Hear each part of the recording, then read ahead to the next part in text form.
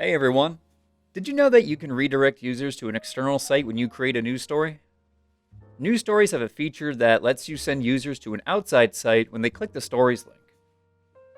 There are some reasons that you may want to do this, like wanting users to read the news story from the original publisher or pointing to a site that has multimedia embedded in the story. But whatever your reasons are, just follow these steps to make your news stories direct your visitors to an external page.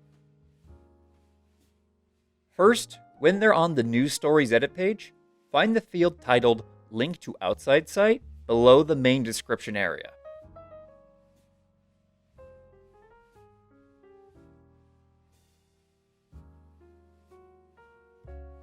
Then, enter the external site's URL into the field and save the page.